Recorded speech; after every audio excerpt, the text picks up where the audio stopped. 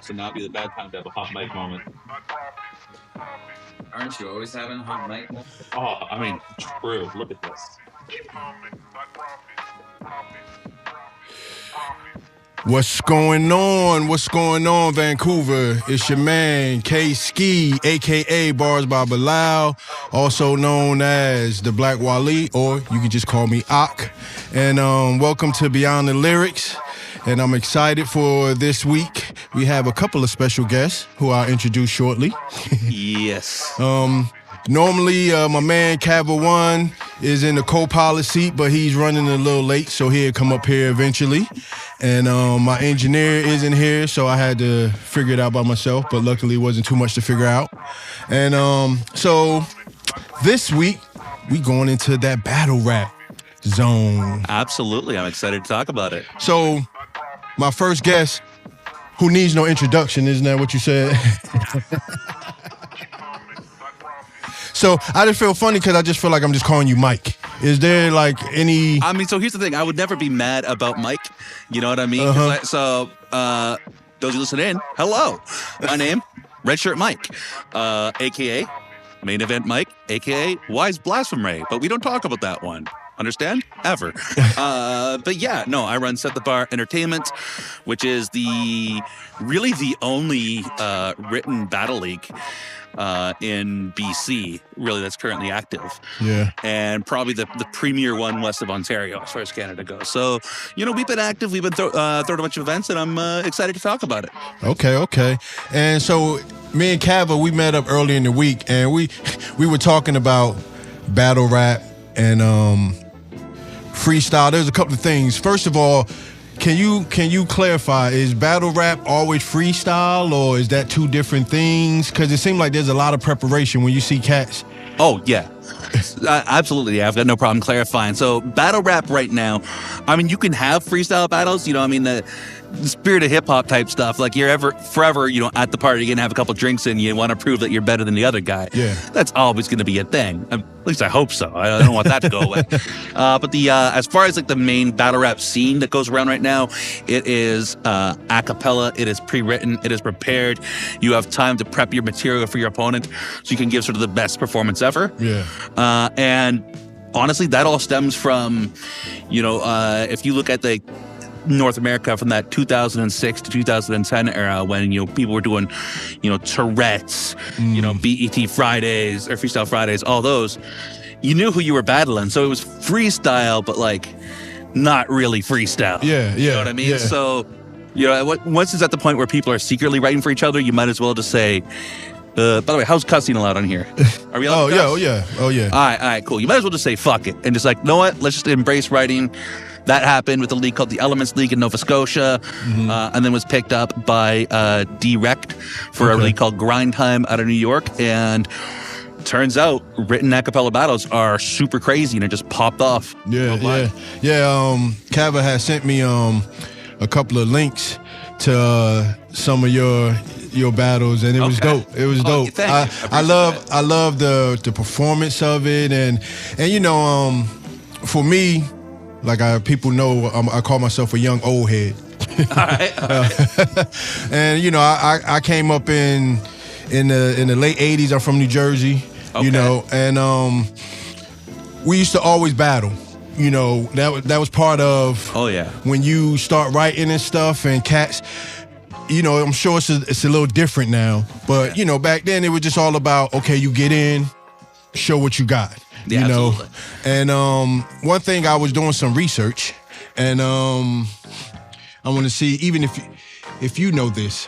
First of all, battling, rapping, has got its roots in the black culture of snapping, cracking jokes. Yeah, absolutely. The Dirty Dozens and all that. Yo, so like modern battle rap is like it's obviously like a mix of, you know, hip hop music, but it's, you know, it's hip hop, it's roasting, it's competition, you know, a little bit of performance arts, a little bit of like slam poetry, all sort of mixed into one. That's what I love about it. Crazy competitive art. Yeah. So it's dope. Yeah.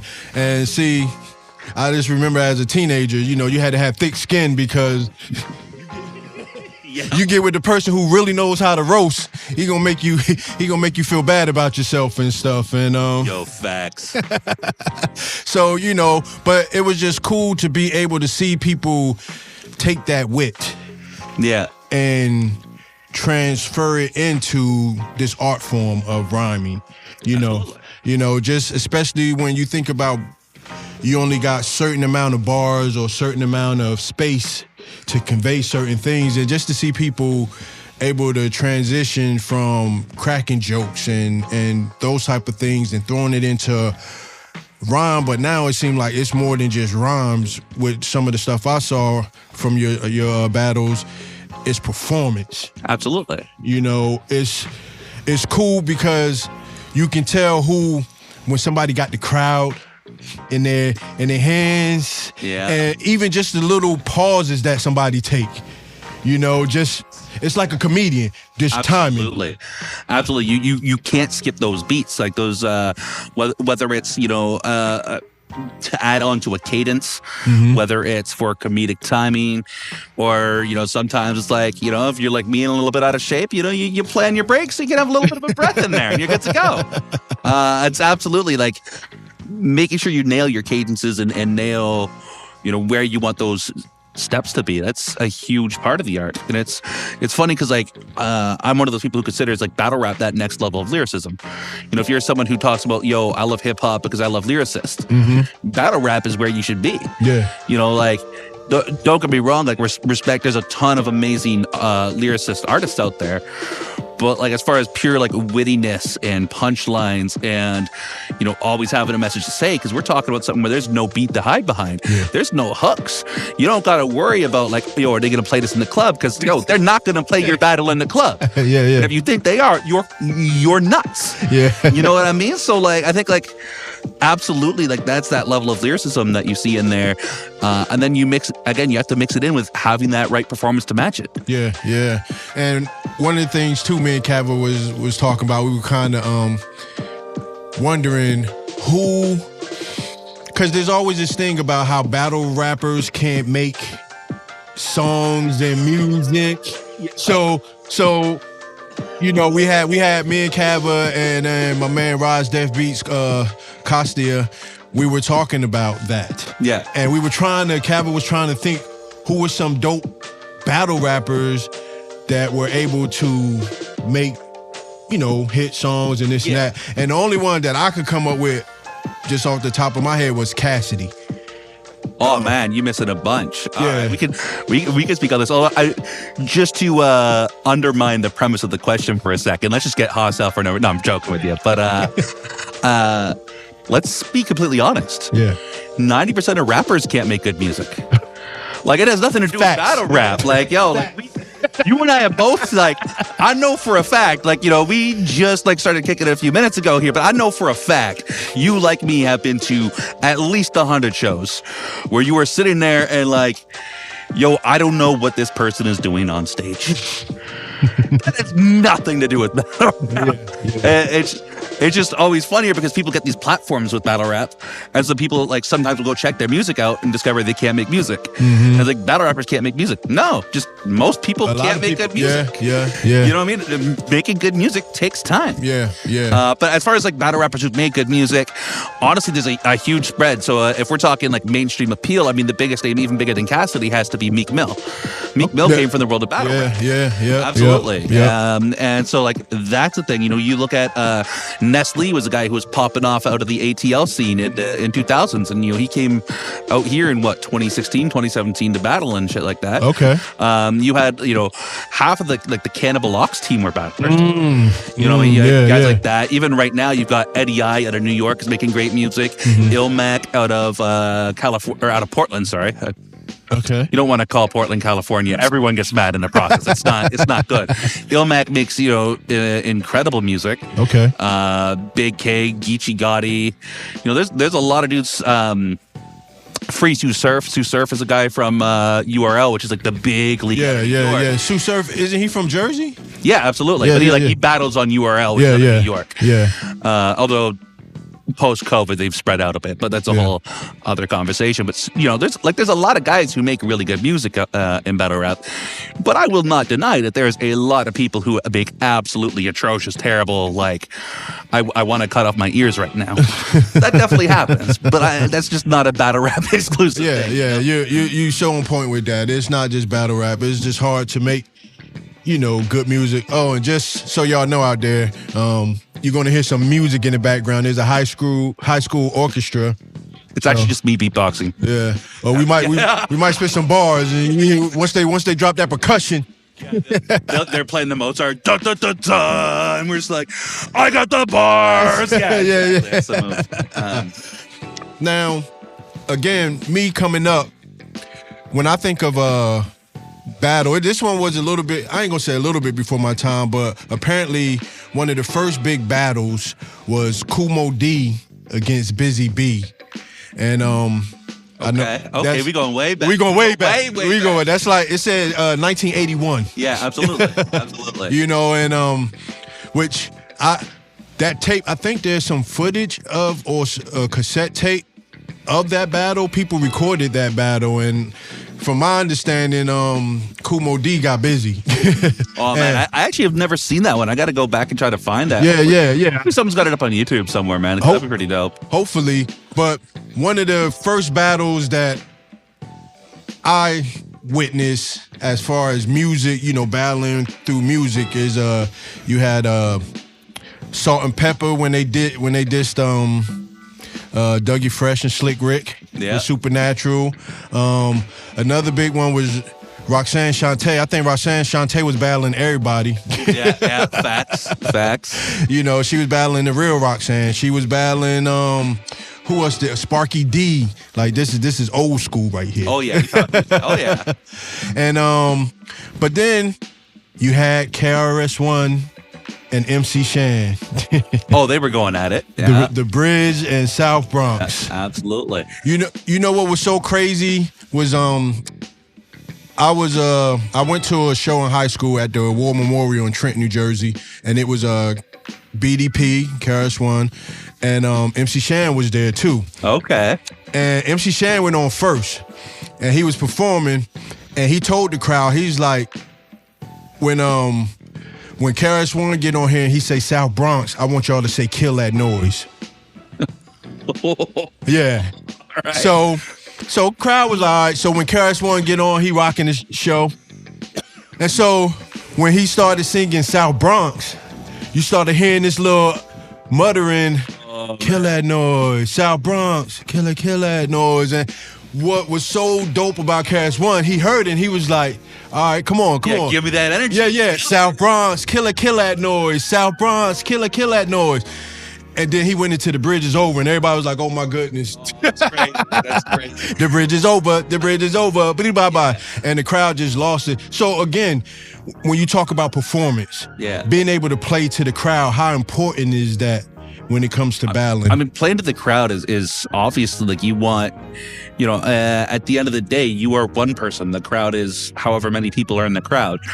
Being able to use their energy as part of your performance is such a crazy thing. Mm-hmm. The thing I love about the KRS-One and Shan story, though, is even outside of playing to the crowd, it's this, like, that's sort of the spirit of battle in there. It's this, it's competition. Mm-hmm. I mean? Like, a lot of people hear, like, oh, it's a battle, it's negative, and you picture, like, how Jay-Z and Nas went. I was just about to go there. Stuff like that, and like, that's a crazy, like, monumental time for hip hop. Yeah. But that was not competition. Like, it was originally competition. Yeah. But that went to some dark places. Oh yeah. Battle rap, on the other hand, like, and you still see some beefs like that where it's just two guys like, I'm better. No, I'm better. All right, let's see who's better. And they'll hit, they'll do it on wax.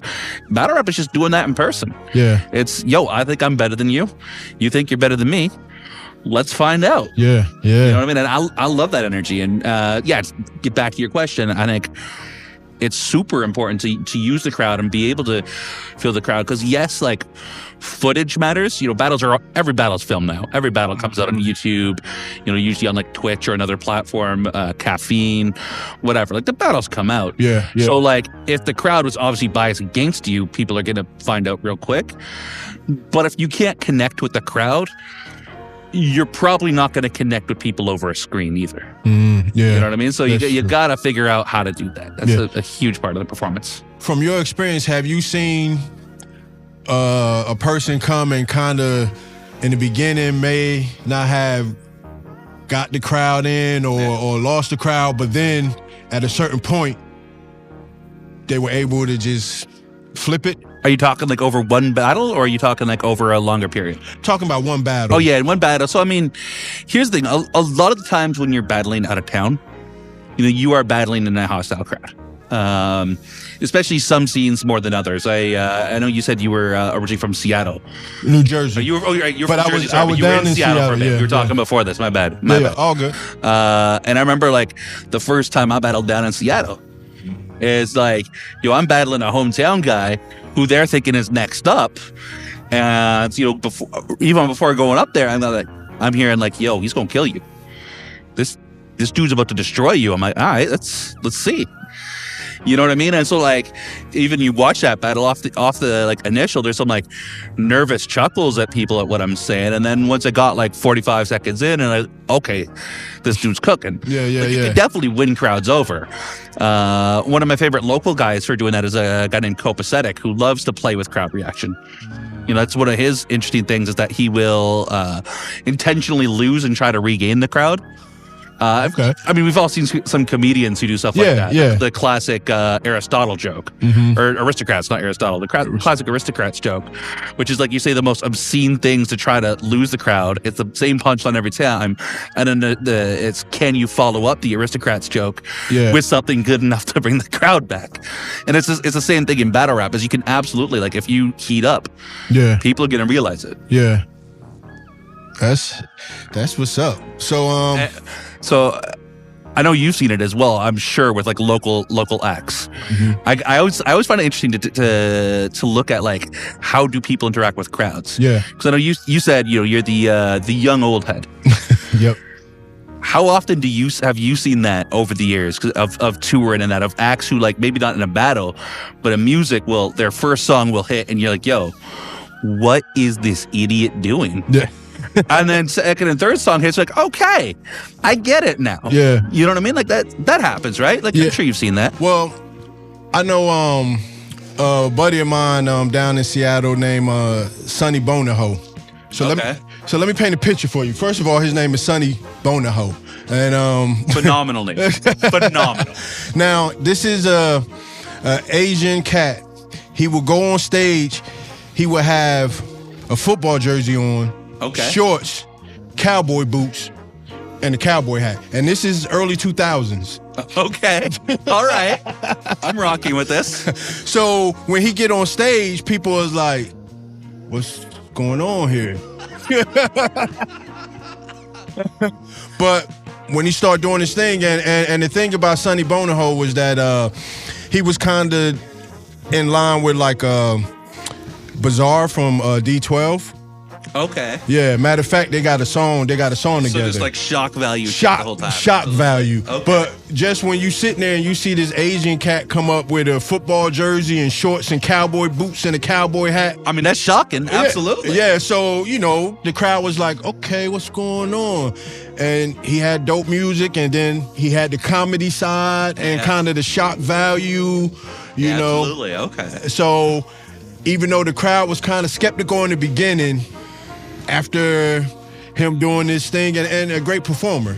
Yeah. Again, playing up to the crowd. Absolutely. So I think one of the things that a lot of artists do, especially new artists, up and coming artists, that I think is a problem is when you perform and you try to do like 20 songs. Okay. You know what I mean? Like you tiring the crowd out. I always tell artists, give them three to five of your best cuts, and leave them wanting more. The one that I've seen a lot at a lot of these, like I call them like the grindhouse shows, where you've got like 30 acts on the bill and you just look at the flyer and just get depressed. The one I see there all the time is you'll get guys who are like, okay, I've got 6 minutes, so let's like work in 9 songs that are just hook, half a verse into a hook from a different song, and you're like, what? Why? Yeah. Like, why are any of us here? Like, this is not good. Yeah. But also, like, who's getting a taste of your music when you do that? Yeah. They're trying to do like some live sampler. Yeah. I mean, although to be fair, like I've got a fairly long list of like performance piss-offs when I see, but that's one of them. Yeah. That is absolutely one of them. Yeah, definitely. When you got like 20 acts on there and then each act trying to do like 10, 15 songs, and it's like, whoa. It's like nobody know your music. Yeah. you know, just you're not Usher at the Super Bowl, bro. That ain't how this is going down. That ain't what happened in here. For real. Like we ain't about to be like, we don't know your shit. Yeah, we don't know your music, bro. Yeah. So hit us with your hot stuff. Yeah, absolutely. And then get the crowd be like, yo, that person was dope. I want more. You know what I mean? Right. So, I got a question for you then. Okay. Top 3 worst habits you see in performers. I know this is a tough one. So again, I think having way too many songs, especially if you're not known. Okay. Way too many people on stage. Yeah. Yeah. It's like, I mean, you ain't Wu-Tang, you know what I'm saying? So you up on stage with like 20 people and it's just one person. Yeah. I feel like there's a middle ground though, because one person on stage is not enough. Yeah. Like a hype man, or if you got a couple of people, but when you got like your whole neighborhood. Yeah. I've seen footage from shows where there's more people on the stage than in the crowd. Yeah. Why? Yeah. So that, and I think it's kind of hard to find that third one. I guess not reading the room. Okay. You know, not saying, that's why, again, that's what I loved about that example I gave by KRS-One. Yeah, absolutely. When he said South Bronx and he could hear the people saying kill that noise, and he was like, yeah, come on, and then he threw on the bridges, the bridge is over. And he did it another time when he had a song called Dope Beat, and they had a rock sample used. I got a dope beat, which was crazy because it was one of my favorite songs. Yeah. But when he performed it, he can tell the crowd wasn't feeling it. And while he was doing the song, he was like, "Shall I take it off? Shall I take it off?" And they was like, "Yeah, take it off." And then he switched to another song, and the crowd went crazy. That's nutty. Yeah. I was mad because I was like, "Man, that was one of my favorite songs. He ain't gonna perform this." Yeah, right. What's going on here? So him being able to read the crowd, yeah, I think it's important, to be able to read the crowd and be like, okay, they're not feeling this. And there's nothing wrong to be like, DJ, let's move on to the next one. Yeah. You know what I mean? So that last one actually translates to battle rap really well, is this idea of like, because yes, most of your material is pre-written, you've prepared it, but you can perform it in any number of different ways. Yeah. You know what I mean? Like you can deliver it, tongue in cheek. Like if I'm talking about like punching someone out, like, you've got your deliveries from like, I think I'ma punch you out, to like, yo, I think I'ma punch you out. You know what I mean? Like there's a whole range in between. Yeah. And how you choose to deliver your material, it's got to be like based on like what you're seeing from the crowd and how they're playing with your material so far. Yeah. So absolutely, I think there's even more room for flexibility within battle rap because of that, because you're not like, within a music set, like you're playing your instrumentals. Yeah. You've got your beats. So like, yeah, you can skip a song, but you know what song is next. And, Yeah. if you got your DJ, you can rearrange on the fly, sure, but it's a lot tougher than just, I'm gonna deliver myself a little differently. I'm gonna slow it down a bit. I'm gonna speed it up a bit. I'm gonna rap it with a quicker cadence. You can do all that within battle rap. So I think it's just as important there. So let me boomerang that back to you. Okay. So three worst habits? Yeah. All right. I'm gonna do this for both music and battles because I like to talk my shit. With music, I think it's my big issue is if you've got 2 or 3 people and you are still using backing tracks, the fuck are any of us doing here? You mean, like, I get it. Like, if you were like a solo act and you were on your own, sometimes you got to have, a backing track. Sometimes you're just there for a vibe. Yeah. And I know it makes me sound a little old head, but like if you've got like all your boys with you, give someone a mic. You know what I mean? Let them hype you. Like, what are we doing here? Yeah. I think definitely 2 is when someone like hits the stage like super arrogant. On some like oh man, like I'm the greatest. You guys are all like here for me. I'm like, you're opening the local showcase. How is this a thing? And third, it's a very specific example, but it is so like makes me irate every time, which is anytime a white suburban dude opens his set with "We are protecting real hip hop," I just want to punch them in the face. I'm not a particularly violent person, but I'm gonna keep it a buck with you. If you are from Abbotsford or Lloydminster or Brampton or any one of these towns, you are probably not the arbiter of what real hip hop is. Can we just be fucking honest for a second? I hate that shit. And then, like, as far as battles go, it's I think like one is when people aren't prepared. Like, you can tell when someone is trying to remember versus performing. Mm-hmm. You know, it's a whole different thing when you are performing your material versus when you're just, oh shit, I got to get this out. And people think nobody notices, but like, we notice. Yeah. Absolutely. I mean, two is I think like a lot of people have this idea of battle rap as what it was in Canada in between like 2010 and 2015, when there was a lot of like shock value material. You know, you would turn on a battle and someone would be like, his mom is dead, you know, and you're like, what? Why are we doing, you know, like, okay, yeah, it got attention, but like, it wasn't good. It wasn't interesting. And every now and then you still get someone who like looks up to that era and they'll try to like step into a battle and be like, yo, your dead family. And you're like, what, why are we doing, like, what are you trying to accomplish with this? Yeah. So that's like a definite, like, when that happens, I'm like, I don't really want to book you again. And third is just the, like, again, it comes down to arrogance of, you know, yes, it's battle rap. You're going to be confident. You're going to talk your shit. Absolutely.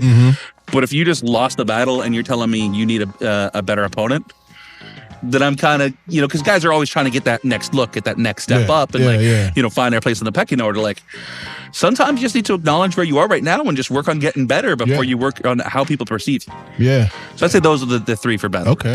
Okay, dope. And now, since, you know, we about 30 minutes in, let's go ahead and get your story. You know what I mean? So oh shit. Okay. So when did you get into hip hop? When did you get into culture? Oh man. So I was one of those suburban kids who got into hip hop through Linkin Park, actually. Okay. But then everyone around me got into Eminem.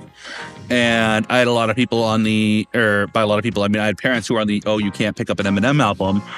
But that's because they'd only heard that Eminem was bad. Yeah. And somehow I was allowed to buy like Dre, Snoop, and Nas. Because they hadn't heard of, you know, like, what is this? We don't know who these artists are. They might be jazz. Okay. And it's like, oh, okay, cool. I'm fine with that. Yeah. So, you know, it was a lot of like Linkin Park and Limp Bizkit mixed with like Snoop, you know, and Dre and Nas. And Nas was someone the first time I heard One Mic, I was like, yo, the storytelling on this is crazy. Like, I got to see more stuff like this. Yeah. And that was like, YouTube was barely sort of popping off at the time. So what was that, like early 2000s? Early 2000s, you know, that sort of deal. And from there, I got like super into sort of underground. You know, I was like a lot of, you know, up-and-coming rappers. I had like an Immortal Technique and Diabolic phase. I love you know, Immortal like, Technique. It's I have a very love-hate relationship with Immortal Technique's music. I love what he stands for. I love the music he makes. I absolutely hate anybody who brings up Immortal Technique in the first 10 minutes of a conversation. Because you know the type of person they're going to be, and it's not good. But that's okay. You know, so I was listening to like all the Vinnie Paz's at the time. Vinnie Paz, you know, that sort of stuff. And then, you know, just sort of grew over time. I got more into it, sort of expanding through a lot of into sort of Canadian hip hop at the time, which was around when Shad was dropping, you know, TSOL. And it's funny you mentioned Shad. So about a week and a half ago, okay, I'm at the coffee shop on Main, me and my wife. Okay. Getting ready to go to a show or go somewhere. And so I'm sitting there, and this guy walks down the street, and I'm like, he looks really familiar. I know this dude. Yeah. And so I'm like, so we were leaving, so we left the coffee shop and he was walking down the street and I was about to get ghetto and be like, hey, yo, my man. but luckily he turned around so I didn't have to get ghetto and shit. Yeah. And I was like, so I went up to him, I was like, yo, were you on a documentary? Because that's where I know he was. Yeah. I had to hit him up and let him know, my bad, I know you're a dope artist, we like your music and stuff, but I just remember you from the documentary. Yeah, absolutely. And really cool, humble dude. And he said he used to live out here. Yeah. And we know some of the same people, you know. Hopefully down the road I'll be able to do a track with him. But I just had to throw that in there since you mentioned him. He's just such a phenomenal artist. Like everyone I know who's met him has nothing but positive things to say. Yeah. You know, and that is very rare in any musical setting. Yeah. You know, like usually there's at least a few people who are like, yo, I hate that guy.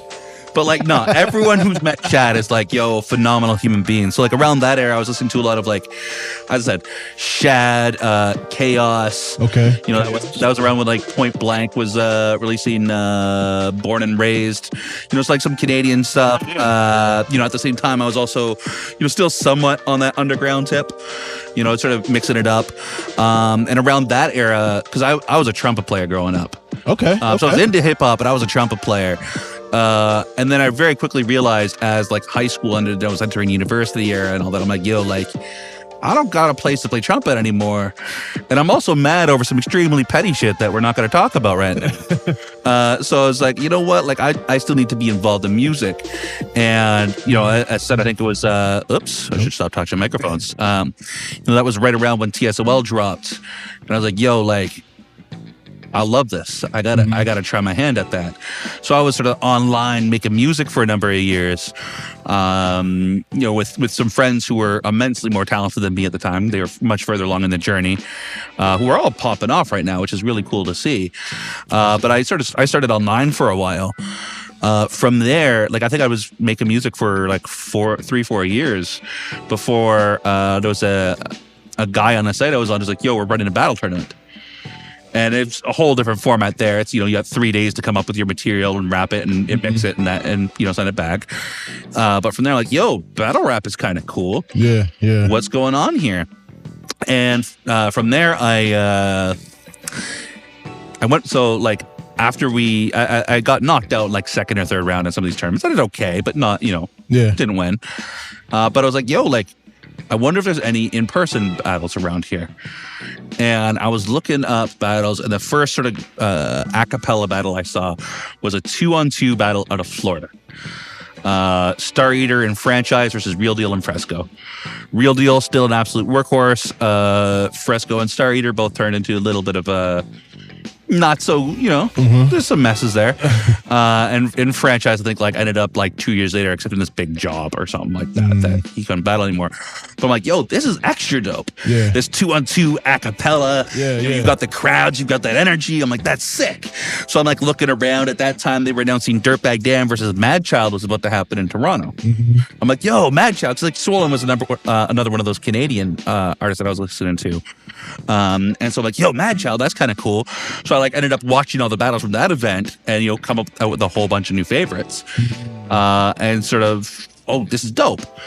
So from there, I'm like looking at, okay, well, where's the nearest battles to me? And it turns out that King of the Dot had a Vancouver division at that point. It was run by Emotions. Okay, what around what time, what year was this? 2010? 2010, okay. Maybe 2011, but like around that era. Okay. You know what I mean? And so like around that era, Emotions was running the local battle scene. So I still remember that first battle. Like I hit him up on Twitter and he's like, yo, okay, I got you. Add me now on Facebook. I'm like, oh, okay. You know, weird. Add him up. He's like, here's your opponent. And he like gives me the guy's link. He's like, you two are now required to add each other on Facebook so you have dirt on each other. Because like at the time, battle rap was a lot about like, yo, who could expose the other one. Yeah. And so I still remember that like this opponent was a guy out of like Pitt Meadows or whatever, and he's like, he deleted his entire Facebook profile, like, you know, like he still had the profile up, but like years of content gone because he didn't want me finding out dirt that I was going to use on him. So I ended up just rapping about how he's a boring person who has nothing going on in his life and won the battle. And the funny thing is, like, that was my first live performance, let alone like live battle. And the adrenaline rush from that first battle lasted like 36 hours. I had work the next day. I didn't sleep that night. That did not happen. And people gonna listen and be like, yo, that's coke. No, I don't do that. Let's not. Don't accuse me of things. Just the adrenaline. Yeah, just pure adrenaline rush. And like at that moment I was hooked. So from there I was taking as many battles as I can. I think I did like 6 battles the first year I was battling. Okay. Which was pretty crazy, because I was also like at university working 2 jobs, like all that sort of stuff. Was still making some amount of music, but like that fell off in a hurry. You know what I mean? So that happened, and I sort of got into it for a while. And then like after I think 3 or 4 years, there was a local league that was starting up, a second league called Smoked Out Battles, that was being run by a guy named Darren Hayes and local promoter Chelsea Grobbins. Okay. And originally I was just playing on Battle It on the first event. And Darren, for all his strengths, was not a very strong host. So I hit him up like, hey, yo, just let me host. Just pay me a little bit to host each event. Like, well, it'll be good. And that sort of morphed over time to me being more involved in the booking process.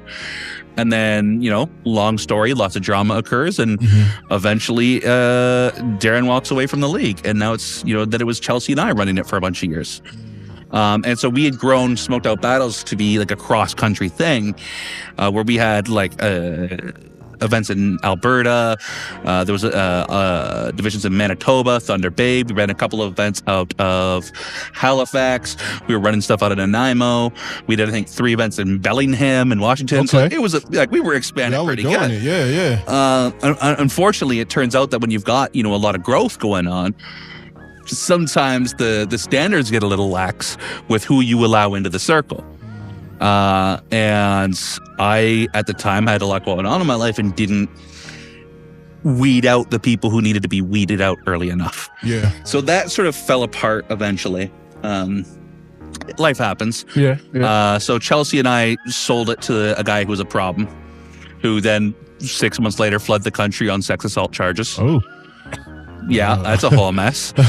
So that league is completely dead now. So that league was called Smoked Out Battles. Smoked Out Battles. Is that the one you said you had from like 2013? Yeah, 2013 to about 2020. Okay. So I sold my share of Smoked Out Battles in April 2020, right as COVID was hitting. And we're all like, yo, we're going to be back in a couple of months. That's great. This COVID thing can't possibly last, right?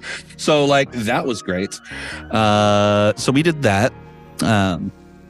What's up, bro? So we did that. Then we had, so from there, myself and local boys, we had G-Show and Stevie. We're like, yo, let's create something new. Let's build something from the ground up, something really interesting, something that's purely focused on like the BC scene. Yeah. So we made Set Up Entertainment. And right at that time was the first time that like numbers for COVID were coming down. So we had like planned out this big launch event, July 2020. We're going to be back. And then like 2 weeks before we were going to do the event was when like numbers were going back up, and they're like, no, you can't throw events anymore. That's not a thing. So at that point, it was just, wait a couple of years. So we were throwing like online battles for a little bit where, like. You were doing the online. Oh, dude. And it's so like online battles are just cringy.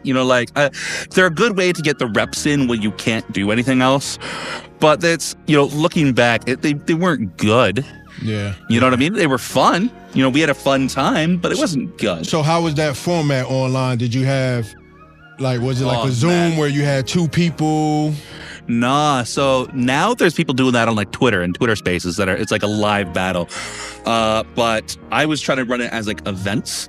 So what I would do is about 3 weeks before the, quote unquote event, I would set up the matchup and I'd tell the 2 guys, okay, we're going to flip a coin, and whoever goes first, great, you have 4 days to get your round in. Okay, they submit their rounds. The moment they submit, their opponent has 4 days to respond. And we would do 2 rounds like that. And that was the battle. So it's 2 rounds, 60 seconds or 90 seconds each round, depending on the battle. Okay. So it's, you got 4 days to get out basically a minute's worth of material. And if you're a battle rapper, you should be able to do that. And so that's how we did sort of the COVID battles for a bit there. We did a whole tournament, which we were super stoked on. We're like, okay, we're going to save the finale of the tournament for when we're all back. The problem is the semifinals of the tournament happened mid-2021, but we weren't able to throw events for 2022. Yeah. So by the time we're back, it's like, yo, we've been sitting on this tournament for a year. And one of our One of our finalists is a guy who goes by the name of Vocab in Washington, who's had a bunch of life things happen. Okay. Who's like not currently able to travel and not staying around battle rap right now. He's going to come back eventually, but just, life happens. So all of a sudden we've got this tournament that we don't have a finals for. So like mid 2023, we just said, you know what? We're just going to give the other guy the check to a big, hey, he won this tournament, that like half the people who were there had no idea what we were talking about. They just saw him getting a novelty size check, but it worked out. It was a good time. Yeah. Yeah. Sorry. Oh no. I was just when you talked about COVID and just how when the numbers go down and you start planning, thinking, oh man, we can open up. I feel like you know when you watch people jump rope like the double dutch and they waiting to go in and stuff. Yeah. Yeah. Oh, they say we can go. We go. But yo, that's the perfect comparison. I like that. That's absolutely true. You're like, but the thing is, like, you're like, oh, we can do it. So you set up like 4 battles, and then you have to cancel it. And you're like, no, this is the worst. Yeah. So that's the origin of the set the bar. Like this COVID. Yeah, it was basically like we got. We got bailed out of Smoked Out just because there was too much drama going on, too much nonsense. In my opinion, the brand had already been destroyed. There was people who were running certain divisions that were just doing really bad business, and it was just ugly all around. So like, you know what? Like, our rep is still solid. Yeah. Let's spin off, sell the league, start something new. And we started Set the Bar. And ever since then, we've just been like, you know what? We're not doing these expanding events. We did one event in Victoria, but we're still like BC based. Yeah. We're not trying to do events in like Calgary anymore or anything like that. Leave that to people from over there. They can do that. And I think honestly, it's made for a much better product and a much more tighter knit community. It's taken time to readjust. Yeah. But like having, the BC scene united under one banner and not having to worry about, hey, does Winnipeg feel included in what we're doing? No, they can come if they want to, but it's their job to work themselves into inclusion, rather than us reach out to them like it used to be. Yeah. So I think like that has created something that's really truly special, and I'm super excited about the growth we've had in the last year. That's what I was about to ask. Have you witnessed this growth? Because it does seem like over the past couple of years, battle rapping has grown. It was always a part of the culture. Yeah. But it seems like it's just getting more and more. So battle rap comes in waves. Pause. But anyway, I've been hanging around Winnipeg battle rappers all this last weekend, and we were just trying to like pause everything as outlandish as possible because we're all pretending it's still 2010 here. But that's anyways. So like battle rap's popularity totally exists in waves. It was popping off in 2015. You were seeing events in Toronto that had 1,000 people. You were seeing events in New York that had 1,500 people. Even as much as a couple of years ago, you were having actually even like 2016 was the first time like Drake showed up at a battle rap event. He skipped the Grammys for. I think I saw that. Yeah, for a Toronto event in 2016. And so like even in Vancouver, when we had like Vancouver King of the Dot, we would have 200, 250 people occasionally at the Red Room. That was a thing. So like there was that popularity, but then like after COVID, a lot of people who used to come out to events stopped. So we've basically had to sort of rebuild the fan base, as well as a lot of performers were gone. So we had this weird period there where we just only had some of our old roster and I had to rebuild the fan base. And the really exciting thing for me is that over the past, I would say roughly a year, we've got four new like real promising talents coming up. A bunch of guys who are still okay. You're early, but you could still be good. You've got a bunch of people who have been coming out and it's their first or second event ever, and they're like absolutely because once you get that live atmosphere of a battle, like there's nothing like it. There was no vibe like a battle vibe, and that's the thing that's got me really excited. Is even like Channel 5 over here is technically he battled a couple times years ago, but he's sort of had this reemergence, and you're seeing a lot of even a lot of his friends are coming out and absolutely loving it and wanting to battle, and sort of it's sort of snowballing in a lot of ways. Yeah. So that's super exciting. Yeah. Have you noticed or seen any artists, any battle rappers from back in the day when y'all were doing the Smoked Out? Yeah. And a couple of years like now, you see this cat, you like, oh my goodness, the growth and development. Have you witnessed artists? Man. So many guys like that. So, I mean, so we do have still a lot of guys who are around for the smoked out years, like as far as performers, and obviously your time usually growth. But like off the top of my head, we got a guy Gobi, who used to be bottom of the card, just if he got through the rounds, you were okay, cool, and now he's legitimately smoking high level opponents. He's doing phenomenal. We're seeing. A lot of, and even like life-wise, we're seeing a lot of guys get sober, get over addictions. Okay. Use the community contacts they have to, to really address a lot of the problems going on in life and working together.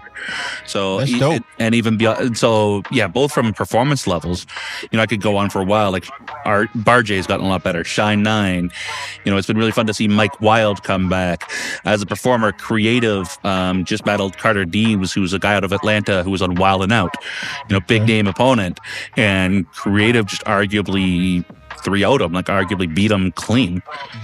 So I think that we're seeing a lot of promise, and there's a lot of guys that I'm very proud of in the local scene. Okay. So it's really awesome to see. Okay. So when y'all have these battles, is it just one-on-one, or do you have like a couple of people on the cards and then Okay, yeah. So a card is like, it's a full series of battles. Okay. So I usually aim for, depending on the event, if it's like a quote-unquote like bigger battle event where it's guys who've been established and who are around more and vets, the round times tend to be a little longer, so they do 2.5 minute rounds.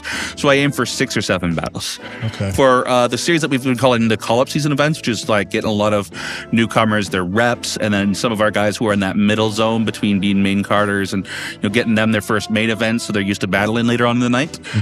For that, the round times tend to be a bit shorter, and also sometimes rookies sign up and just don't show up because they're nervous or whatever. Yeah. So those we usually try to plan 8 battles for. But generally, absolutely, it's a full event. Yeah. The way we schedule it usually start at 2 battles, then a smoke break, because it's the thing about battle rap, unlike music shows, is you demand the crowd's attention. People will pay attention at a music show. Yeah. But like within battle rap, if you're talking, everyone in the room's gonna hear you, and everyone in the room's gonna fucking hate you. You shut the hell up is a very common refrain, and it's not done as a thing of disrespect, but it's like, like at a certain point, we are here to enjoy the battles. Yeah. Be a part of it or go outside. Yeah. And so because of that, because of the amount of focus demanded of the audience, you got to give them good 20-30 minute socialization breaks after every couple battles. Yeah. So it turns out this really cool, amazing battles, but also this cool community thing where everyone gets a chance to kick it with people they haven't seen since the last event. Yeah, community is huge and important. I think COVID really drove that point home for me, when you're not able to be with friends, families, and the community. Oh, absolutely. Yeah, and just like we talked about earlier before the show, being independent.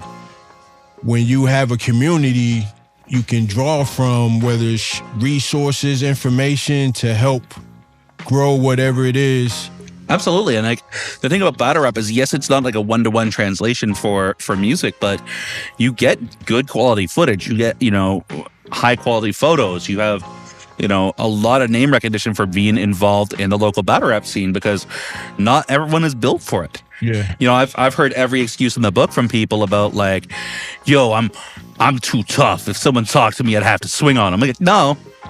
You're not too tough. That's actually very thin skin. Like, what are you doing? Like, if someone in a rap battle can get you to swing on them, you're thin skinned. That's and you hear all sorts of excuses. It's not built, like, not everyone's built for it. Yeah. But like, if you are, it's absolutely something that you get respected for, because it's kind of a crazy thing to jump in there, be in front of everyone, because not only are you talking your crap, but your opponent's going to be talking crap about you. And you got to be able to like handle that and, sort of judo flip it back on them. Yeah.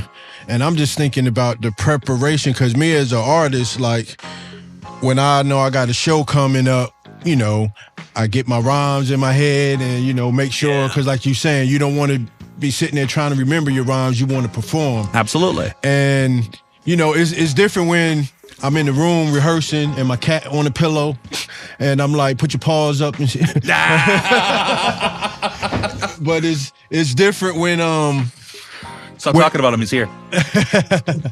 it's different when you're in front of a crowd and you got to do that. Now I can just imagine when there's no beat. Yeah. So it's no beat, and also even beyond that is, when you're doing your sets, these are songs you've sometimes done 10, 20, 30, 100 times. You know what I mean? Like, you've created this body of work and you are presenting that body of work to people and performing that body of work. Yeah. With a battle, it's different because you've prepped for this one battle.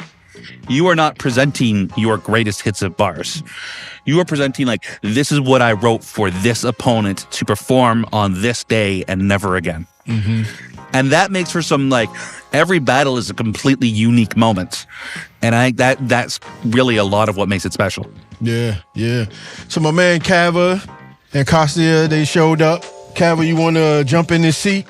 Because I feel like I've been talking Mike's head off, but ear off. But, man, that is a challenging thing to do, to try to talk my ear off. Because I assure you, I spend most of every day running my own mouth. It is a wonderful thing.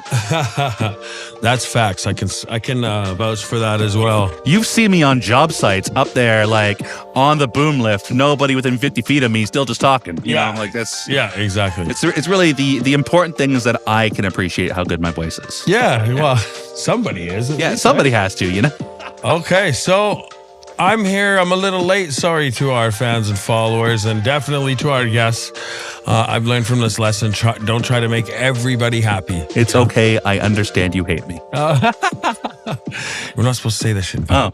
Okay. I thought we were just supposed to sell it. We're supposed to sell this rivalry. Yes. Right now. So actually, I'm very excited for this, though. I've always been a fan of battle rap. I've even participated absolutely loosely in some of the events as well.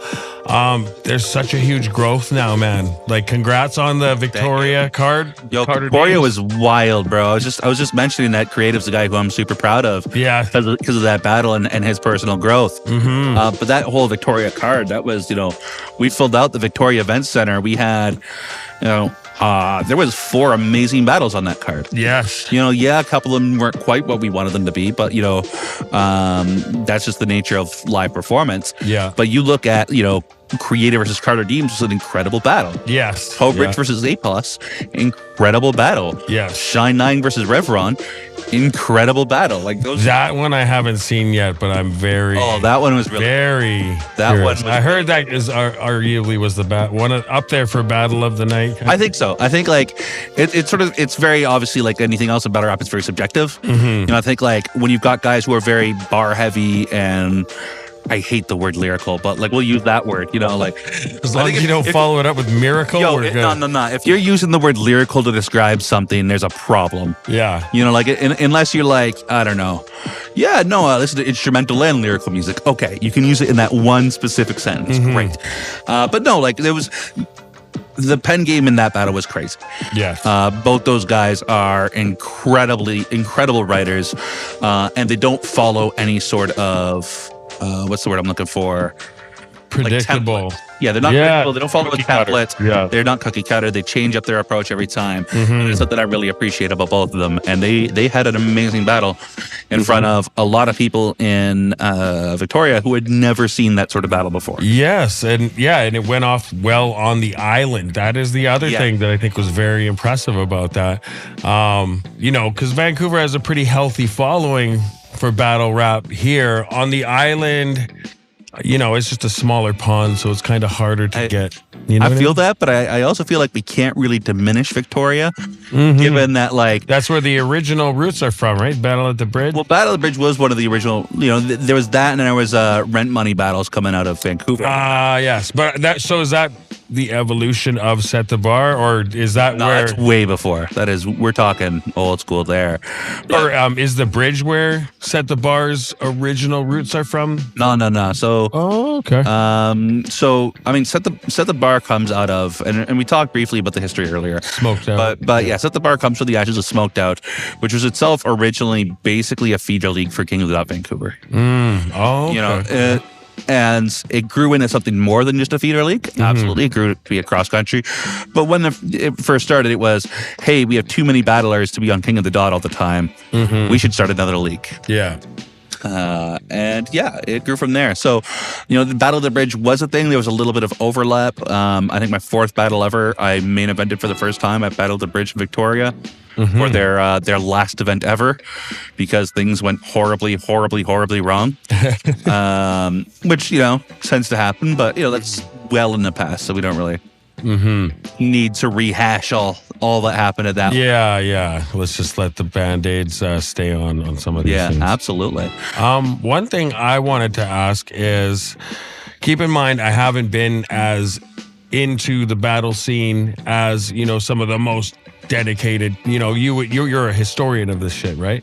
Well, that's a wonderful way of calling me old. Thank you. I appreciate that. Well, okay, I can't come up with I don't have any grays yet, if that's what you're asking here. No.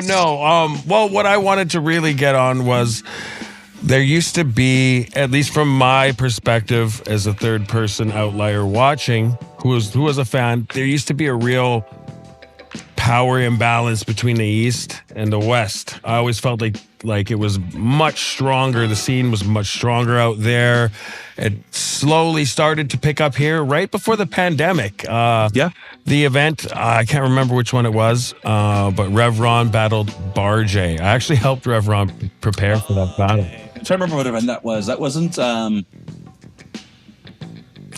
it was a KOTD battle. Absolutely. It was a good event. So, all right. So is your question basically like, do I realize it's... I feel like the power has evened out huge. And what do you like? It's not so lopsided anymore. I feel like it's much more even playing field between the West as just not so much for how many talented battlers, like the level of talent, but just the deeper overall pool of battlers.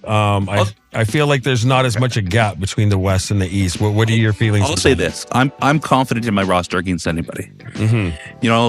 Give me Toronto, give me New York, give me ATL. Are we going to win every battle? No. But I'm confident we can put up a hell of hold your own. Yeah. Absolutely. We've got some, a lot of very talented performers in the scene. As far as overall power within Battle Rap, I don't really know what that, if we're talking about the attention, I kind of meant it's this, who had booking value, where most of the the big name talent seemed to want to always be going to Toronto. It seemed like there was a lot more big things happening over there. I'm gonna say it like this. I think there's a lot of people who are interested in coming out to Vancouver. But the difference is right now, and just being a buck, is that people want to go to Toronto to be a part of a big King of the Dot event because it's a cultural moment. People want to come to Vancouver because going to Vancouver is fun. And then they can just battle. Yeah, and they can just battle, and it's not as high stakes. Yeah. And eventually, I'd love to have that same attitude that they have for going to Toronto for Vancouver. We're not there yet. Yeah. The flip side, though, is that I think Vancouver used to worry a lot more about. It's beautiful. Yeah. Vancouver used to worry a lot more about trying to compete with other regions, and obviously I can only speak for myself, but I don't give a shit anymore, bro. If motherfuckers want to say they're the best in Canada, I don't care. I know straight up Vancouver can take on anyone. Yeah. But if I see a bunch of people running around talking about Vancouver should be Team West or Team Canada. Nah. Vancouver's gonna do what Vancouver does. If you want to be a part of it, great. But I'm done pretending that we put in a lot of work over the Smoked Out years to help build scenes outside of Vancouver. And if I'm being honest, I'm feeling the type of way because I've gone around and obviously shit went down in a lot of ways. I've done my apology tours. Yeah. I've reached out to the people who I wronged over the years. I ain't have a single one of those people who mess with me reach out yo, we know you were putting in the effort to help, Calgary, Thunder Bay, Winnipeg. That didn't happen. Yeah. So Vancouver's Vancouver, you know what I mean? And like, I got love for people in other scenes. I've got a lot of friends out in Winnipeg. I got friends throughout Alberta. I got friends in Ontario, and we welcome them out here. It's absolutely a beautiful thing. But we're not worried about competing. You're not trying to grow a garden out there until you get the I'm not garden trying to grow in your backyard going. We're trying to grow this local thing. And even if you look at like, people will be like, yo, these events are better than at the bars. I'm like, yo, you go to an event and like I say this, like the battles in Toronto are incredible, and I encourage every battle fan to go. But you go to an event, it's 95% dudes. Yes. And that's fine. You know, like it's like a Cannibal Lock show all over again, circling back. Absolutely. You know, there ain't nothing wrong with that. But like, we've fostered an environment out here where, you know, women feel safe to come to events. Dudes have a good time. People invite their friends. We have this really cool vibe going, and you have really dope battles on top of that. I'm not worried about competing with another region. Yes. Who cares?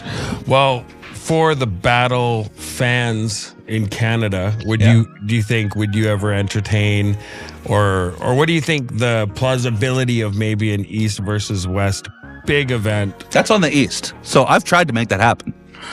So despite me talking about like I'm not worried about leagues competing.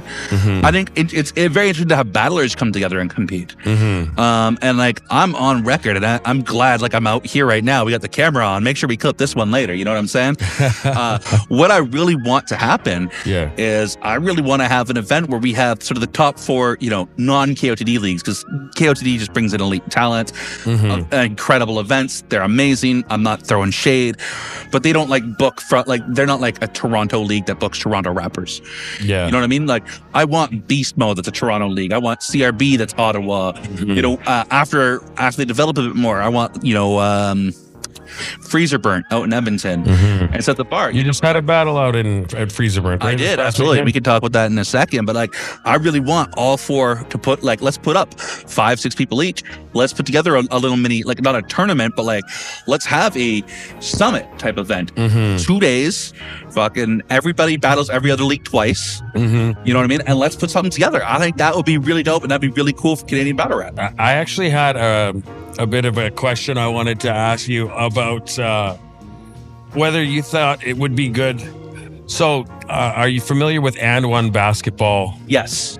So, I had an idea. What if a league, like, let's say, just set the bar and you pick, like, let's say 5 guys, you know, Mikey Wild, Ellipsis, you know, Vancouver RJ, Shine 9, Creative. Yeah, there you go. And okay, so like how an artist, like if I'm a rapper, I'm going to tour across Canada, city to city to city, and I'm going to, you know, do my shows. But what if battle rap took the And One basketball approach and would go to these cities and battle who like your 5 versus our 5, and you know, maybe even collect, like, somebody gets a win, maybe they get a chance to be in the league. Like, what do you think about something like that? Would it work? Is it plausible? Because maybe it's something, a new look, a new kind of lifeblood that could, you know, give something fresh to the scene. I like it in theory. Yeah, the practice, in theory, it's a beautiful thing. The practice is where the problems occur. Because like, you know, like extreme high level battlers cost a lot of money, and you're basically getting them to write around, like, they would use the same round night in and night out, because they're not going to rewrite. Like, if you're going like on a tour doing this shit, you know, that's like, a lot of pen game. Yeah, you'd have to be constantly writing and memorizing every day. You would want them to reuse the same material, and which, you know, for efficiency's sake, which then makes the footage kind of difficult to get out. Yeah.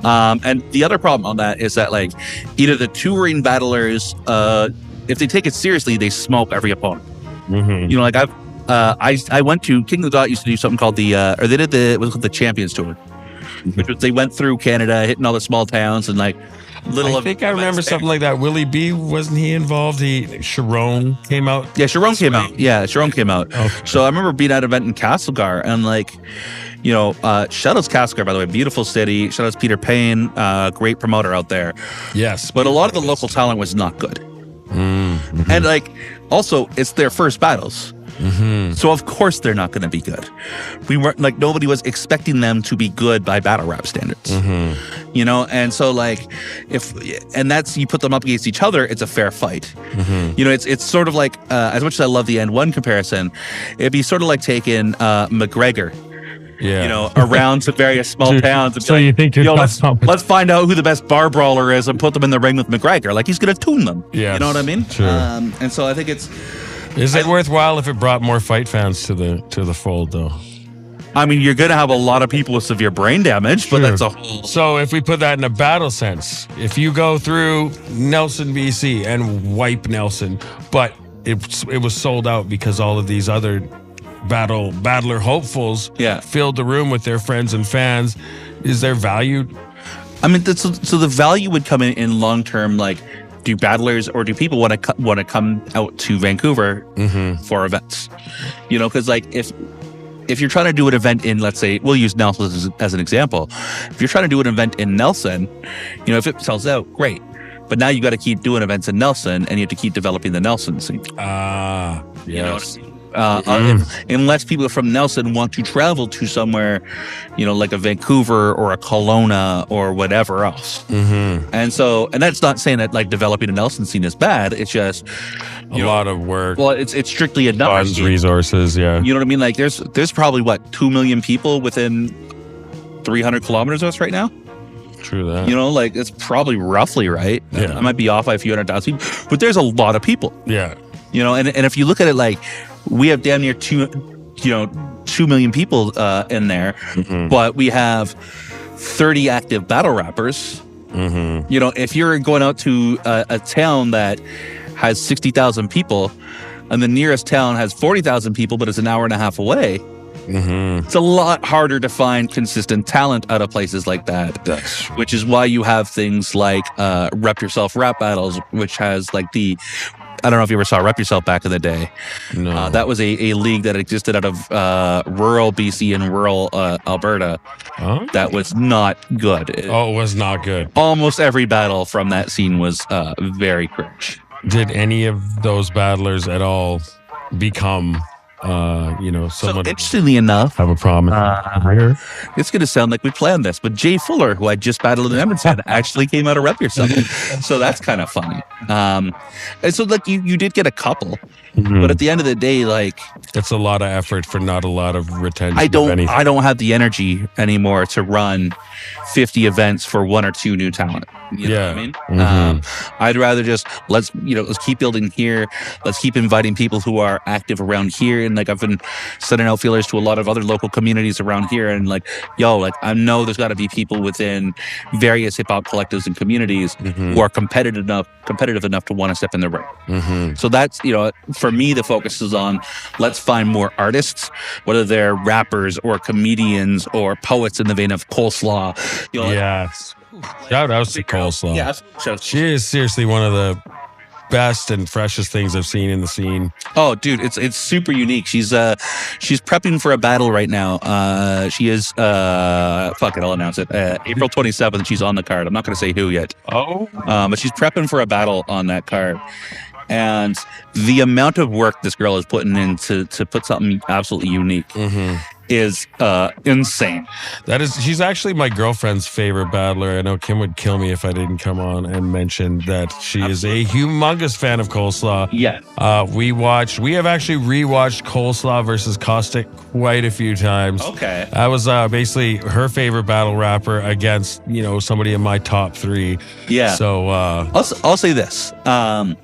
I told Coleslaw going into that battle, understand this is a setup. And she's like, no, I'm going to do it anyways. Yeah. I don't care that it's a setup, it's an opportunity. And to me, the amount of courage it takes a freaking college-aged kid, a college-aged white kid from North Van, wearing a Cinderella never dress. Been around any shit. To show up at a battle rap event in Oakland, wearing a fucking Cinderella dress, up against a guy who's known for being with her dad there, up against a guy known for being one of the most disrespectful battlers ever. Like, dude, you can't say enough good things about the amount of heart that girl has. Yeah. Yes, and she held her own too. It was not like this body bag. I knew she wasn't going to get bodied. I was seeing a lot of But online good. predictions where people are like, "Oh, she's going to get killed." And I'm like, she's going to surprise a lot of people. You know what I mean? Absolutely. And I think Caustic also played it really well. He didn't do a lot of promo leading up to that, but like I just remember when it was announced, he like showed like a screenshot of the poster, him and her, and the caption just said, "I need a manager." Yeah, right. No, so Disaster knew what he was setting up with that battle. Yeah, he was setting up the feminist versus the disrespect. Yes. And he got the piece of content that he wanted, and Coleslaw got a crazy learning experience and an incredible trip. Well, I think she earned it because I was actually there watching at the battle event where she did the famous Billy Shakes Shoutouts Fully Loaded storybook segment, and that's kind of like a timeless thing. That's like when Diz Soulcon with the file. Yeah. On QP, like that's up there with that, I'm gonna say this. I think Fully Loaded, so that event, honestly, was one of the best battle events City's seen in many years. Yes, it was really good. There was a lot of heavyweights. Yeah, like again, opening with Coleslaw versus Billy was crazy. Bringing in Johnny Knox and Wendigo, two returns from other scenes who have so much history in Vancouver. Yeah. And are both such incredible talents. They had an incredible battle. Trippy Hippie just spazzed on Aaron. It was great. And CJ CJ versus Bar J was a really phenomenal battle. Yeah. Ellipsis versus Path was arguably the best Canada versus Canada battle last year. Yes. I've rewatched that battle several times, man. Oh, man. Path. And that's not even, again, you look at like Sully and Patron was a phenomenal That was battle. a great battle as well. Yeah. We had the secret battle, which was Boss Man versus Heretic. Oh, yes. I remember that. That was a good event, man. Yeah. That was a fun event. Oh, wow. And then somehow I forgot about Chronic Walters versus Xavier. Yes. Like the whole event was crazy. Yes. And we're looking at bringing that energy back for April 27th. Cool. Is that a one-day event? It's a one-day event, absolutely. Fully reloaded, so we're bringing back the same name. Nice. So fully reloaded. It's a crazy card. I'm not going to announce too much. Obviously, I've already said that Coleslaw is on the card. Another rapper who is on the card who's actually been making his come up this last year, and in my opinion is like super ready to like battle the big boys on Showcase. Like, let's shake up the roster a little bit. The Icon boys are coming. Yeah. Channel 5 who's over there right there. That's the homie right there. Yes. AKA for all the Cyphomatic heads in Nanaimo, Shakes the Prodigy. There we go. No, I'm super stoked, and I know you'll have him on talking in just a moment here, but I'm super stoked on his battle. As I said, for me, having done this for so long, I take a very long-term view over battle rap in Vancouver, and it's, are we developing new talents? For a lot of years, we weren't. And Well, I think the pandemic kind of cut into that, kind of even before that, though, if we're being completely honest, I think like the Icon guys stepping in. So whether it's Channel 5 or Shiva, I know Bonafide stepping in has been really cool. Bonafide, absolutely. Master Kai just debuted this last one. He did really well. Yes, I knew Master Kai was going to do really good. I've got like 5 or 6 other local artists who are telling me they're ready to step in, just scheduling. So, we're getting there. And I am super excited to see, let's shake up the roster a bit. Yeah. Do you think maybe bringing back judged battles could potentially do that? Here's the thing. People get really like, judge battles are weird. And I'll say that because like back in the day with a freestyle battle, it's usually pretty easy to determine who won. Because there's a certain box that the skill set falls within. Within like the current written scene, you've got 2 minutes to do whatever you want.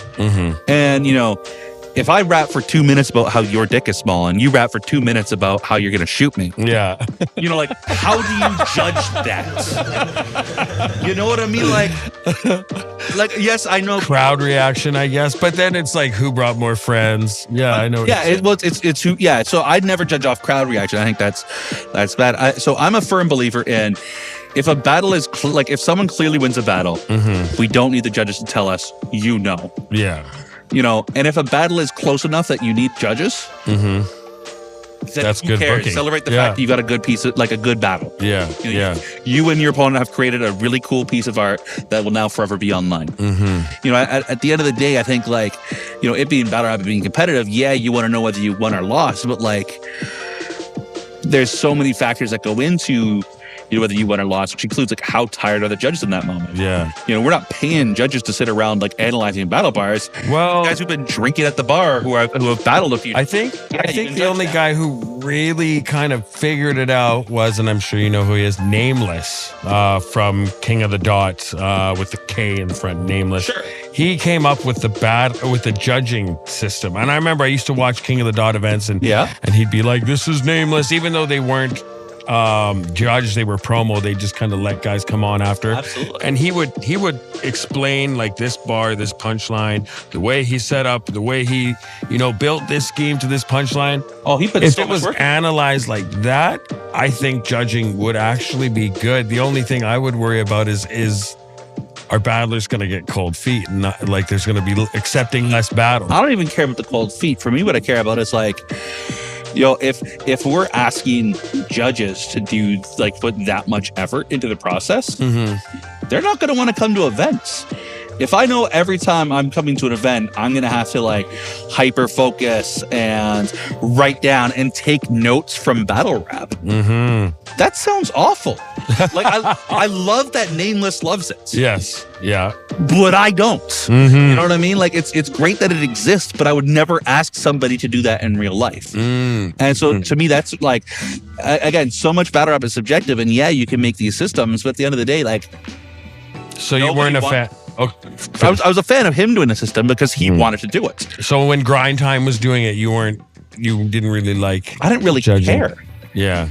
You know, I mean, at the end of the day, like, you know, I wasn't like super like, oh no, my guy lost. You know, if the guy I was cheering for the battle did well, cool. There's some dope bars there. Yeah. You know what I mean? But even beyond that, like Grind Time was also its own special beast. Yes. You know, like definitely. Grind Time was very early before people were really knew what it was. during the Grind Time era. Battle rap was behind regular rap for lyrics. Oh, definitely. And that was during the era of like the Dirty South crunk. So, and not to throw shade on the South, but the crunk era was not music's most it was lyrical not a era. lyrical I just said miracle. lyrical era.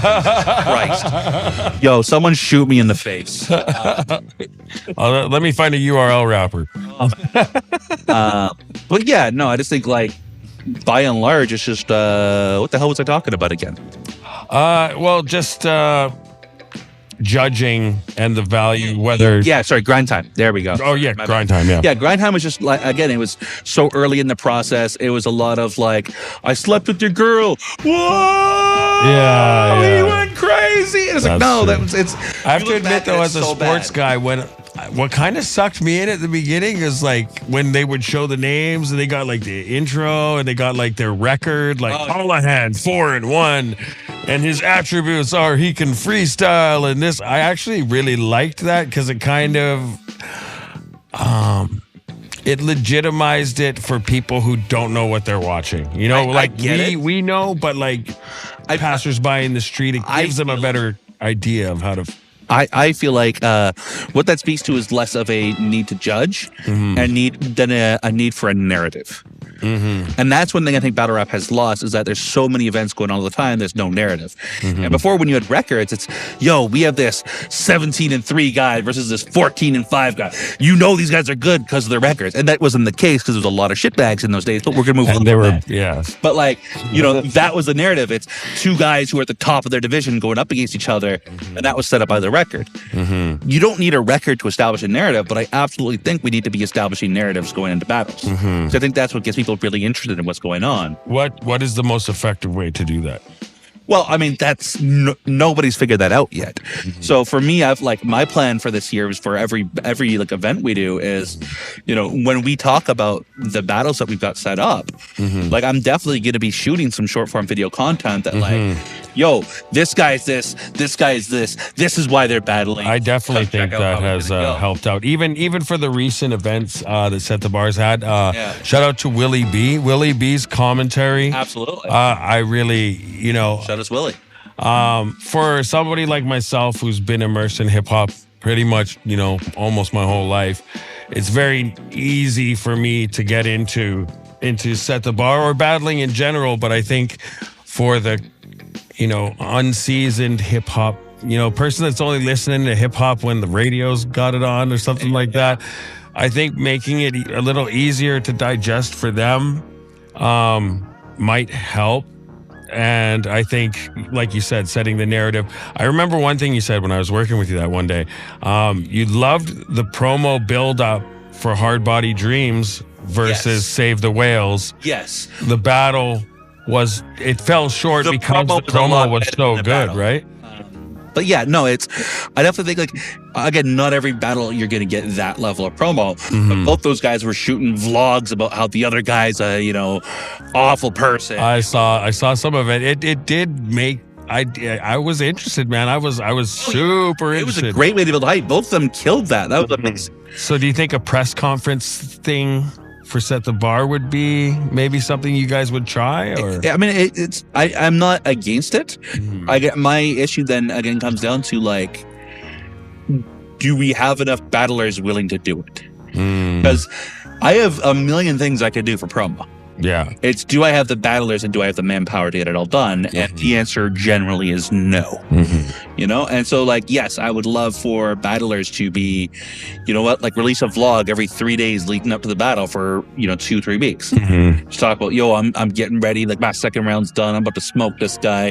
I can't believe he said that, whatever. Yeah. Do whatever and let's build some hype. But I think that also worked really well because both of those guys aren't battle rappers. I think if battle rappers talk about smoking each other and their circle are predominantly other people who are into battle rap, it'll work a little bit, but it won't be as effective. It's the same thing everybody hears about everybody saying about everybody else. Whereas with, Save the Whales and Hard Body Dreams, these guys are not battle rappers. And so that was a side of competition that a lot of their friends and family and fans hadn't seen.